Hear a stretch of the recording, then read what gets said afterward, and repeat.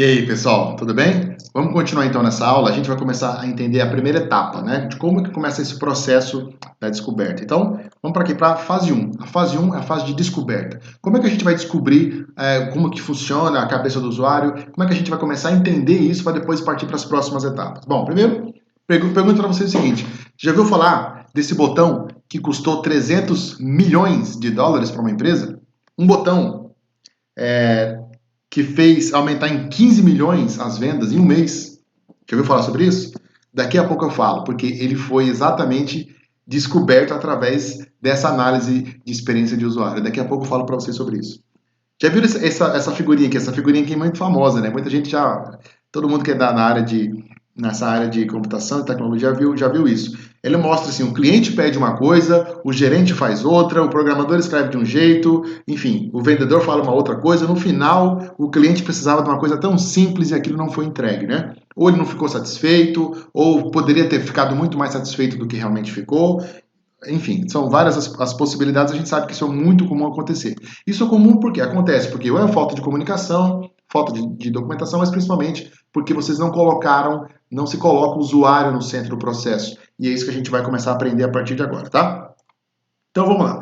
Primeira coisa para ficar muito claro, pessoal, análise de requisitos de funcionalidade é diferente de análise de comportamento, tá? O que você vai levantar para saber que tem que ter de funcionalidade no seu sistema é uma coisa, mas analisar o comportamento diante do usuário, diante dessas funcionalidades é outra coisa, tá? É muito comum você colocar um monte de funcionalidades e depois o usuário não usar. É muito comum isso acontecer, tá? Então você precisa entender como é que funciona a cabeça dele, porque às vezes aquela funcionalidade é importante, mas você não precisa colocar ela o tempo inteiro para o usuário. Só em um momento muito específico, no momento que ele precisa de fato, tá? Então a gente precisa pensar sobre isso. Deixe claro, análise de requisitos de funcionalidades é uma coisa e análise de comportamento é outra, tá? Então, do mesmo jeito a gente tem pesquisa qualitativa, é diferente de pesquisa quantitativa, eles dão resultados diferentes para variáveis diferentes e pesquisa de atitude é diferente de pesquisa de comportamento. São duas coisas diferentes. Então a gente tem que no comportamento, a gente tem o que os usuários fazem, né? E nas atitudes, a gente tem o que eles dizem. Uma coisa é o que eles dizem, outra coisa é o que eles fazem. E na análise qualitativa, a gente tem por que e como eles fazem. E na análise quantitativa, quanto eles fazem aquilo, tá? Então a gente tem que deixar isso muito claro, para que na hora que a gente for fazer essas pesquisas, a gente saber que tipo de dado a gente está coletando, tá? Então a gente tem um pouquinho aqui algumas dessas ferramentas que você pode usar, né? Então a gente tem o teste AB, por exemplo, o Google Analytics, que ele é mais quantitativo e é mais comportamental. A gente tem, por exemplo, que entrevistas, que ele é mais qualitativo e está mais relacionado à atitude, ao que eles dizem. Então tem uma série de ferramentas que eu vou discutir algumas delas e todas elas têm a sua posição específica dentro desses parâmetros, tá bom? Bom, a primeira coisa que você tem que fazer então, pessoal, é começar a analisar a tendência de mercado e o comportamento. Então você pode usar, por exemplo, a Google Trends, você tem outras ferramentas que você pode pesquisar, comportamento de usuário, o que é que esses usuários estão fazendo, quais são as tendências, o que eles estão comprando, o que eles gostam, o que eles não gostam, análise de rede social, o que está falando sobre o produto X, Y, Z. Tem um monte de coisa que você pode fazer para começar a entender a cabeça do seu usuário antes de começar a fazer essa entrevista, antes de começar a fazer qualquer tipo de coisa. Entenda um pouco sobre, por exemplo, quem é o seu concorrente, o que o seu concorrente faz, o que estão dizendo sobre o concorrente, sobre o aplicativo XYZ, o que as pessoas falam sobre isso, para depois eu começar a analisar o meu usuário. Então, primeiro, entendam bastante sobre o seu mercado, onde você está atuando, tá? Depois, no outro momento, eu tenho aqui algumas sugestões para vocês. De você fazer essa análise de mercado e de comportamento, uma sugestão. Vocês podem usar, por exemplo, o B9. O B9 é um site super legal brasileiro que fala sobre tendência, comportamento, cultura no Brasil. A gente tem aqui o Pense com Google, que é um site falando sobre ideias, sobre insights que você pode trabalhar, que você pode usar, como que você pode usar as próprias ferramentas do Google para ter novas ideias, né? A gente tem o eMarketer também, que é um site que fala sobre tendências de tecnologia e no futuro. Aqui são algumas ferramentas que você pode começar a usar para começar a entender um pouco antes de começar de fato a fazer um roteiro, para começar a conversar com as pessoas. Entenda o mercado onde você está inserido, tá? Aí você pode começar a usar algumas ferramentas. Por exemplo, os formulários online, tem do Google, tem da Microsoft, tem várias ferramentas de formulário diferentes que vocês podem usar. Só que ela tem um problema, tá? A ferramenta online, formulário online, ela é daquela coisa, ela quer o que os usuários dizem. A gente não vai conseguir captar o que eles fazem de fato. Então, uma coisa é o que eles dizem, outra coisa é o que eles fazem. Então, você não consegue se aprofundar muito no problema, mas você é uma ferramenta muito boa para uma pesquisa quantitativa, por exemplo, tá?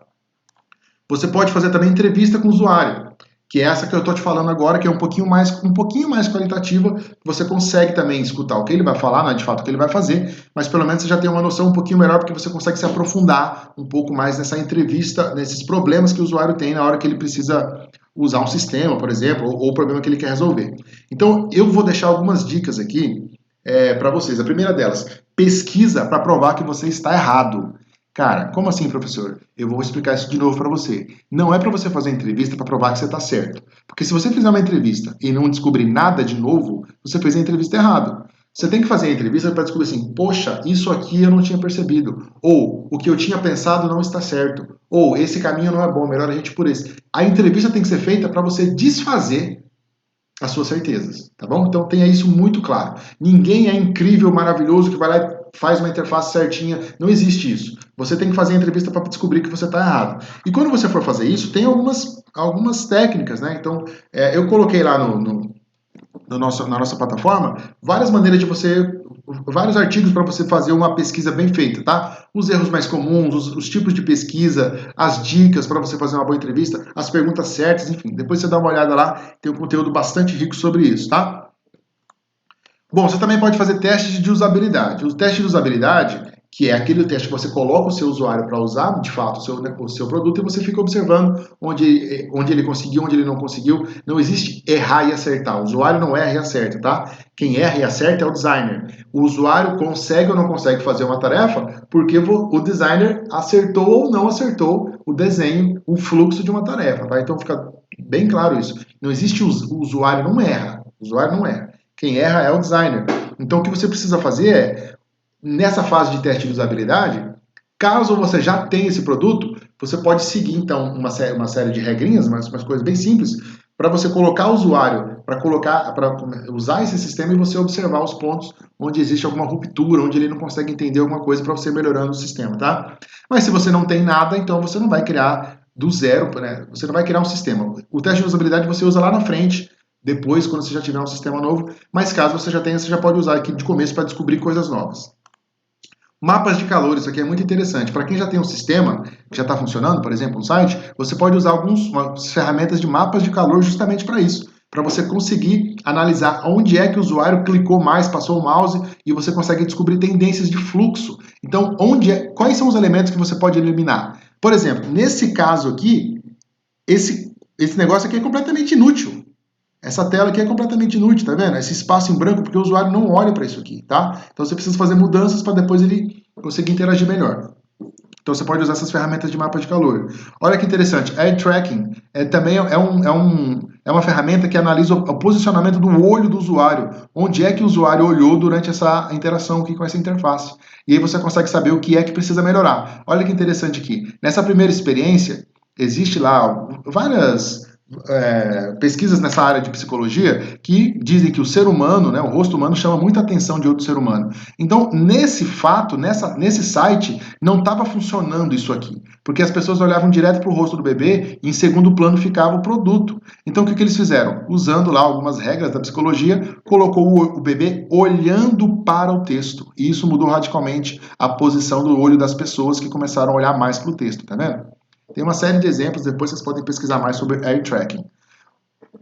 Então, para a gente caminhar para o fim aqui, eu vou explicar para vocês sobre esse botão de 300 milhões de dólares. Cara, sabe o que foi isso aqui? Isso aqui parece brincadeira.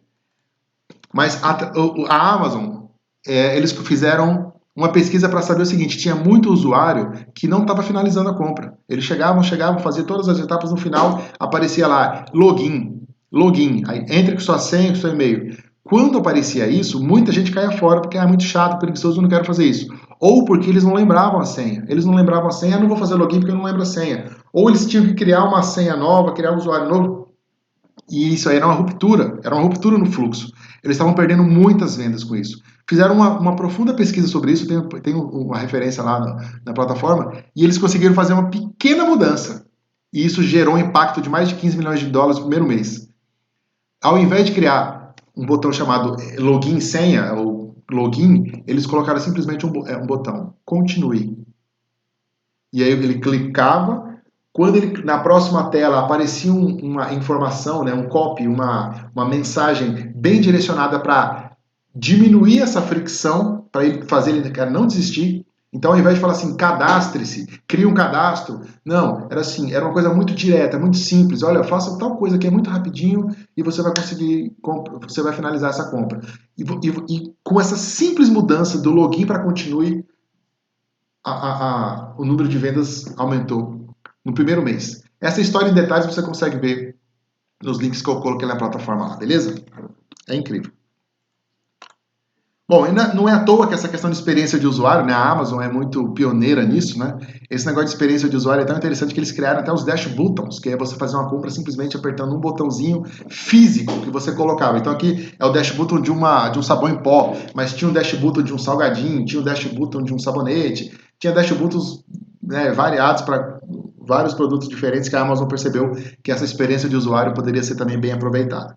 Bom, então para finalizar essa parte aqui, eu quero falar para vocês sobre design colaborativo, tá? Quando vocês forem fazer isso, geralmente vocês vão trabalhar em equipes, enfim, não sei como é que vai funcionar na sua empresa e tal, mas se você tiver uma equipe, tenta trabalhar ao máximo com design colaborativo, ou seja, vocês trabalhem juntos, porque senão cada um faz de um jeito e depois no final, quando vocês precisam juntar as ideias, é muito difícil, tá? Então, vocês podem criar uma espécie de um processo de design colaborativo, por exemplo, cada um faz o seu e depois a gente senta no outro dia para divergir e convergir com as ideias, pego as melhores ideias de todo mundo, né, como é mais ou menos o que acontece no Design Sprint, tá? Então pensa sempre nisso. Se você for fazer esse trabalho em grupo, por exemplo, como a gente vai fazer agora na plataforma, faça dessa maneira também, tá? Vocês podem cada um criar o seu modelo, mas ao invés de vocês ficarem discutindo do começo quais são as melhores ideias, não. Cada um faz o seu separado e depois, no outro momento, a gente coloca na mesa e a gente define o que foi as melhores ideias e quais foram aquelas ideias que se repetiram. Porque se uma ideia se repetiu por mais de um designer, é porque aquela ideia foi legal e é interessante para o projeto, tá?